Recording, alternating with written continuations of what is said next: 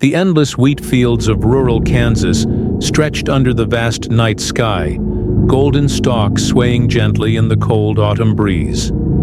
Sam, a weary truck driver, had been driving for hours along a desolate road, his headlights the only glow cutting through the darkness. He rubbed his tired eyes, hoping to find a place to rest soon, but there were no signs of civilization for miles. Just when he thought he would have to pull over and sleep in his truck, something unexpected caught his eye.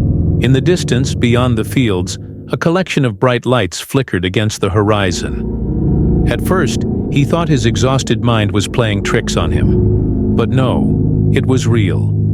A carnival stood in the middle of nowhere, its Ferris wheel turning slowly, its neon signs glowing in eerie shades of red and blue. Confused and intrigued, Sam slowed his truck and pulled onto the side of the road. There had been no signs advertising an event, no nearby town that could host such a thing. How had it gotten there? Stepping out of his truck, Sam felt an unnatural chill in the air.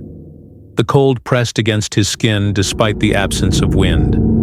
The carnival music drifted toward him, slow and hollow, like an old record playing in a distant room. As he approached, the lights seemed to dim slightly as if aware of his presence. A tall man in a faded red coat stood at the entrance, his back perfectly straight, his hands clasped together. His grin was impossibly wide, his teeth small and sharp.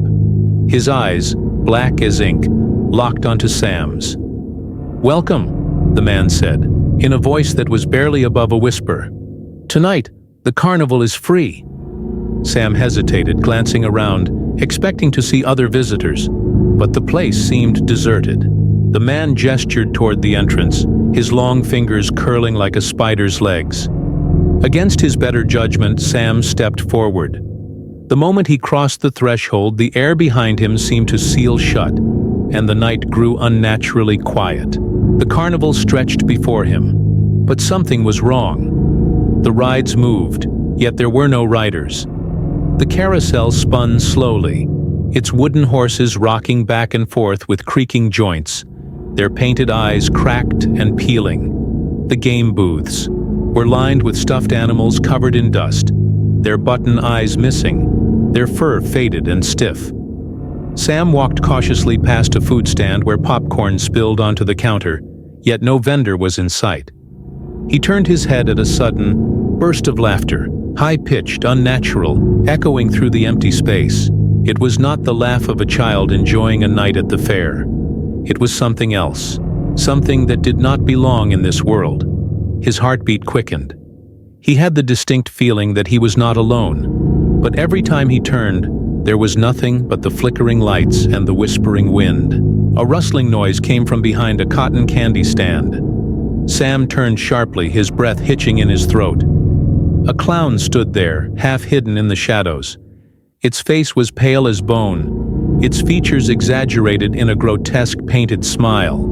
The eyes were the worst, wide, unblinking, and black as the void. Its fingers, unnaturally long and bony, twitched slightly as it lifted a pink cloud of cotton candy. "Want some candy?" the clown asked, its voice hollow, almost mechanical. Sam took a step back, his instincts screaming at him to run, but his body refused to move. The clown tilted its head, the painted smile never changing. The silence between them stretched for too long. Then, without warning, the clown vanished, its body dissolving into the shadows as if it had never been there. Sam swallowed hard, his throat dry. He needed to get out of here.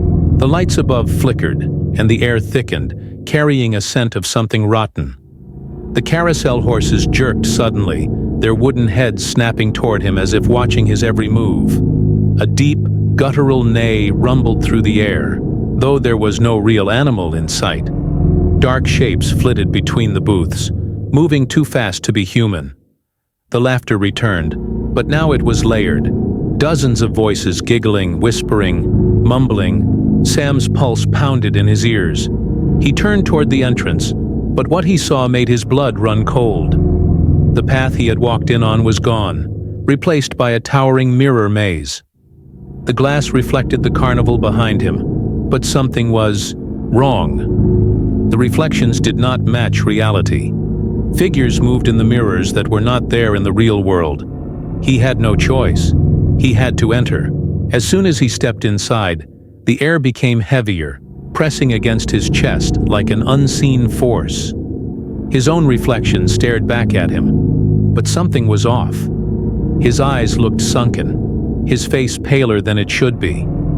Then, from the corner of his eye, he saw movement. One of the reflections had stayed behind while he moved forward. His stomach twisted.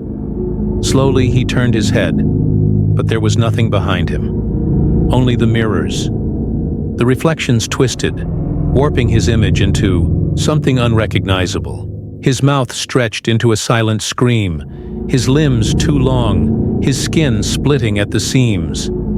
Footsteps echoed behind him, slow, deliberate.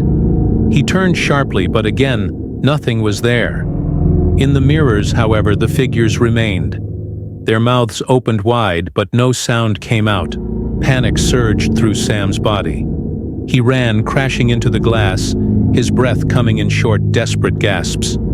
The whispers surrounded him, 1,000 voices speaking at once. "Stay with us," they murmured. "One of us now." He turned left, then right, searching for an exit, but the maze seemed endless. His own reflection watched him, its lips curling into a grin. Then, out of nowhere, a hand shot out from the mirror and grabbed his shoulder. It was ice cold, the fingers digging into his flesh.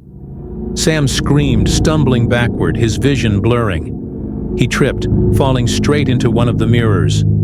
But instead of glass, it felt like plunging into icy water. He couldn't breathe. Sam gasped as he landed outside the maze, shivering violently. The carnival had changed. The vibrant lights were now dim and flickering. The Ferris wheel stood still, its carriages swaying gently as if abandoned for years. The music had stopped, entirely. The booths were covered in cobwebs, the stuffed animals rotting away. The clown was gone. So was the man in the red coat. It was as if the carnival had aged 100 years in mere minutes. Sam staggered forward, but his legs felt heavy. Something was still wrong. Then he saw them, figures standing near the rides, their hollow eyes fixed on him. Their faces were sunken, their mouths twisted into silent screams. One figure stepped forward. Sam felt his stomach drop.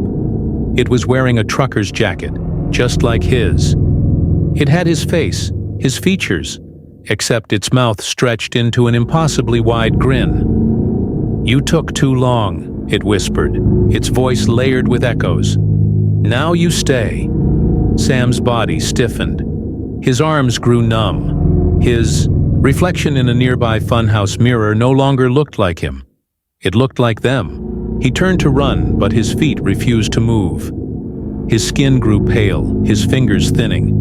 He tried to scream, but no sound came out. The carnival lights flickered one last time, then went dark. Morning came, and the sun rose over the Kansas fields. The carnival was gone. There was no sign it had ever been there. Sam's truck sat abandoned on the roadside, the engine still warm. But of Sam, there was no trace. Only the wind, carrying faint echoes of laughter, drifting through the empty. Planes,